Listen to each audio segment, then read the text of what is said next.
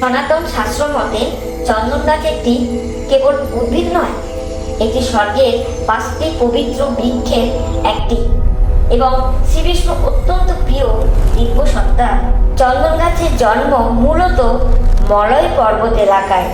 পদ্মপুরাণ অনুযায়ী এটি ভগবানের দিব্য অঙ্গের সুগন্ধ থেকে প্রকটিত। মলয় পর্বত থেকে উৎপন্ন হওয়ার কারণে একে মালয়জ বলা হয়। পদ্মপুরাণে উত্তরখণ্ডে বর্ণিত আছে যে পূর্ব জন্মে চন্দন গাছ ছিল গোলকধামের এক মহীয়সী গোপী, মতান্তরে এক দিব্য গন্ধর্ব কন্যা। তিনি প্রতিদিন পরমেশ্বর ভগবান শ্রীকৃষ্ণের চরণে চন্দন লেপন করতেন এবং মনে প্রাণে কামনা করতেন যেন তিনি চিরকাল ভগবানের অঙ্গস্পর্শ লাভ করতে পারেন। তাই এই অকৃত্রিম ভক্তিতে তুষ্ট হয়ে শ্রীকৃষ্ণ তাকে আশীর্বাদ করেন। বর্তমানে চন্দন গাছ কিভাবে আসলো? শ্রীকৃষ্ণের সেই বর অনুযায়ী সেই গোপী মর্তধামে চন্দন বৃক্ষ হিসাবে আবির্ভূত হন। তিনি প্রার্থনা করেছিলেন যেন তার শরীর ক্ষয় হয়েও ভগবানের সেবায় লাগে।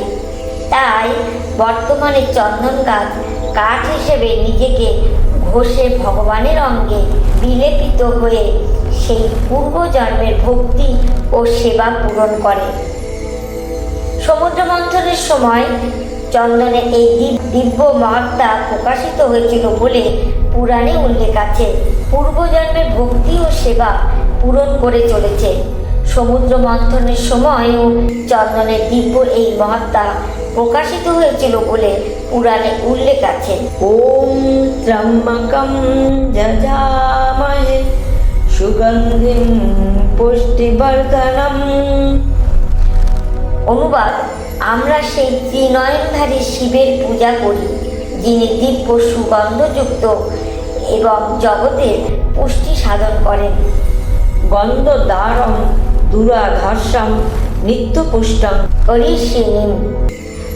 অনুবাদ: আমি সেই মহালক্ষ্মীকে আহ্বান করি, যিনি দিব্য গন্ধের চন্দনের মাধ্যমে অনুভূত হন, যিনি অপরাজয় এবং সর্বদা পুষ্টিদায়িনী। যস্তে গন্ধ পৃথিবীম সম্ভুবম যমসধীষু। যমস্প বিবৃতি। অনুবাদ: হে পৃথিবী, তোমার পবিত্র অঙ্গে যে সুগন্ধ নিহিত আছে তা ঔষধি ও জলের ব্যক্ত, তা আমাদের জীবনকে মঙ্গলময় করুক। তাবত্ত ইন্দো অন্ধোষ দেবো নশ যৎসু মহি গয়ম ধত্তম। অনুবাদ: হে প্রভু, তোমার সেই সুগন্ধময় ও স্নিগ্ধ করুণা আমাদের গৃহ ও হৃদয়ের শান্তিতে পূর্ণ করুক। চন্দনম শীতলম লোকে চন্দনাদপি চন্দ্রমা। চন্দনয়ের মধ্যে শীতলা সাধু সঙ্গীতি।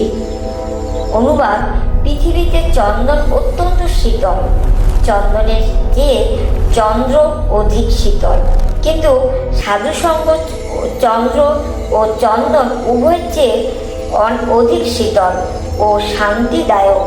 যথা হিমালয়ে জাতম চন্দনম নান্য পাদপৈ।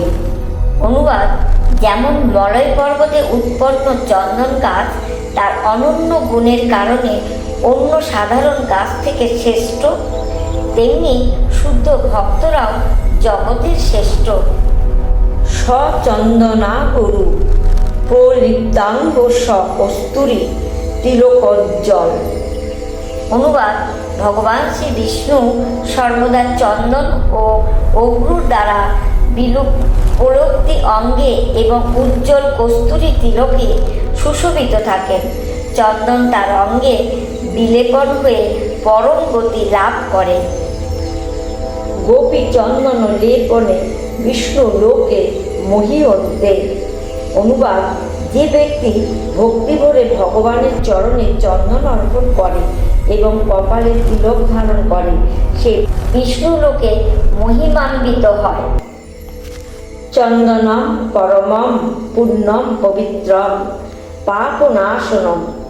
অনুবাদ: চন্দন পরম পুণ্যদায়ক, অত্যন্ত পবিত্র এবং মানুষের সমস্ত পাপ বিনাশকারী।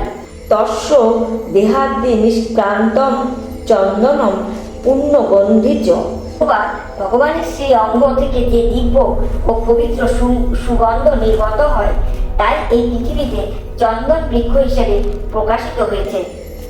তাই বন্ধুরা, চন্দন গাছ আমাদের এই শিক্ষাই দেয় যে যদি ভক্তি খাঁটি হয় তবে ঈশ্বর আপনাকে নিজের অঙ্গে স্থান দেন। চন্দন যেমন নিজে নষ্ট হয়েও অন্যকে সুগন্ধ আর শীতলতা দান করে, একজন প্রকৃত ভক্তের জীবনও ঠিক তেমনই হওয়া উচিত। চন্দনের সুগন্ধ এবং কৃষ্ণের নাম দুটোই আমাদের মনকে শান্ত করে। আপনার কি চন্দনের এই পূর্বজন্মের কাহিনী আগে জানা ছিল? কমেন্ট বক্সে অবশ্যই আপনার মতামত জানাবেন। আর আজকের এই পবিত্র তথ্যটি আপনার ভালো লেগে থাকলে ভিডিওটি লাইক করে আপনার প্রিয়জনদের সাথে শেয়ার করুন, যাতে তারাও এই দিব্য জ্ঞান লাভ করতে পারে। সবশেষে পরম শ্রদ্ধায় একবার কমেন্টে লিখুন, জয় শ্রীকৃষ্ণ। ভালো থাকবেন, সুস্থ থাকবেন এবং শ্রী গোবিন্দের স্মরণে থাকুন। রাধে রাধে।